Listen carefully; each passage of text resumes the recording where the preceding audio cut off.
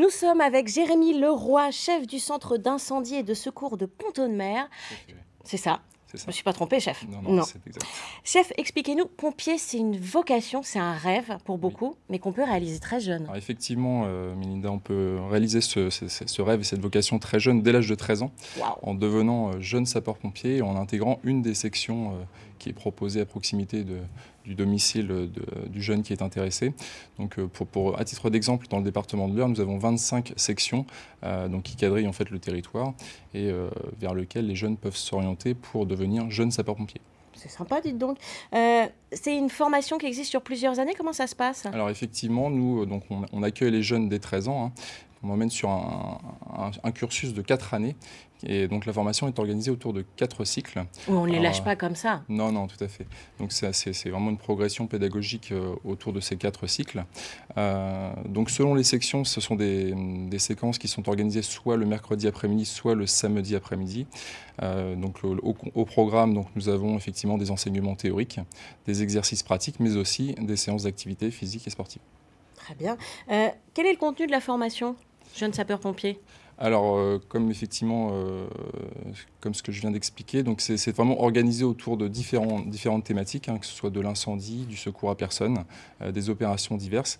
Donc, on va démarrer par des séances théoriques, effectivement, pour que le jeune puisse appréhender au mieux théoriquement toutes ces notions, avant de passer sur des exercices pratiques sur les thématiques que je viens de citer. Et ça se cumule évidemment avec ces cours. Non, vous n'arrêterez pas l'école pour devenir sapeur-pompier à 13 ans.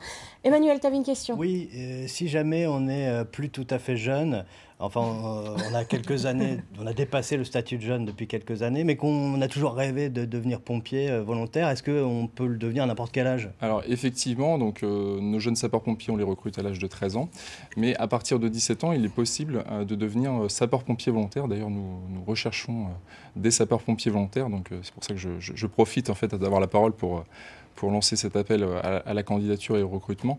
Donc dès l'âge de 17 ans, on peut devenir sapeur-pompier volontaire. On profite en fait de cette 17e année pour faire la formation de nos sapeurs-pompiers volontaires, pour qu'à leur majorité, ils puissent partir en intervention et monter dans les camions rouges. Mais à plus de 40 ans, par exemple, on peut... Exactement. Non. J'aime bien le casque, j'aimerais bien l'essayer un jour.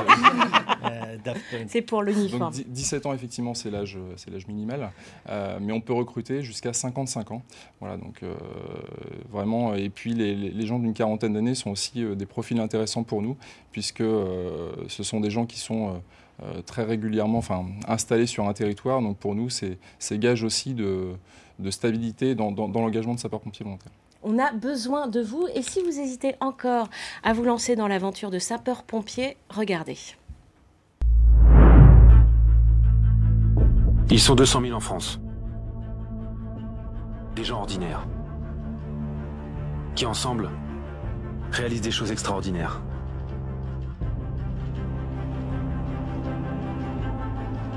Ce sont des hommes, des femmes. Ils sont artisans, étudiants, cadres, ouvriers ou mères au foyer. Pour certains, ça commence par un accident, par une rencontre. Pour d'autres, c'est l'envie d'être utile, de faire un don de soi.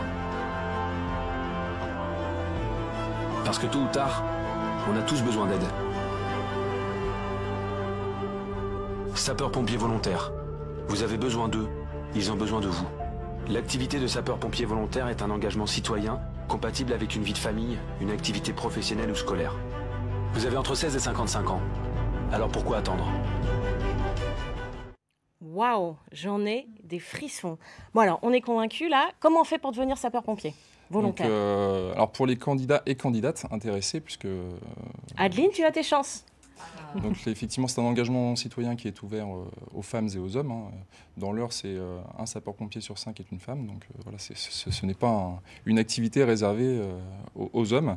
Donc pour les candidats intéressés, donc, je les invite à se rapprocher du centre de secours le plus proche de leur domicile afin de rencontrer le responsable du centre de secours qui leur expliquera l'ensemble des éléments qui vont les amener à monter dans les camions rouges. Adeline, tu avais une question? Oui, moi j'avais une question. Comment ça se passe alors au quotidien? Alors au quotidien, en fait, il y a 2 formes de permanence opérationnelle, hein. La première, en fait, c'est le dispositif qu'on appelle l'astreinte. C'est-à-dire que le sapeur-pompier volontaire va qu'à ses occupations et dès lors qu'il est disponible, il peut déclarer ses disponibilités via un outil à sa disposition. Et dans ce cas-là, il est ce qu'on appelle sélectionnable, recommandable, il peut partir en intervention à ce moment-là. C'est quelque chose, donc le reportage l'a bien dit, qui est compatible avec la vie de famille et l'activité aussi professionnelle, sous réserve effectivement que l'employeur s'inscrive dans ce dispositif. Mais voilà, ça permet en fait au sapeur-pompier de vaquer à ses occupations dans un délai proche du centre de secours. Et dès qu'une alerte tombe au centre de secours, il rejoint le centre de secours pour partir en intervention. Donc ça, c'est le premier mode de permanence. Le second qui concerne les centres de secours un peu plus important, c'est un mode de garde en fait, où là on passe vraiment du temps dans la caserne, où voilà, on est en départ en fait immédiat. Et là, on suit la manœuvre journalière, des activités physiques et sportives, de la vérification du matériel, etc. etc. Voilà, vraiment 2 modes de fonctionnement qui sont différents. Très bien, merci beaucoup. Si vous souhaitez rejoindre l'équipe de nos héros du quotidien, n'hésitez pas à vous rapprocher, donc, comme l'a dit le commandant, de la caserne la plus proche de chez vous, ou bien sur www.pompier.fr, vous retrouvez toutes ces informations. Merci beaucoup.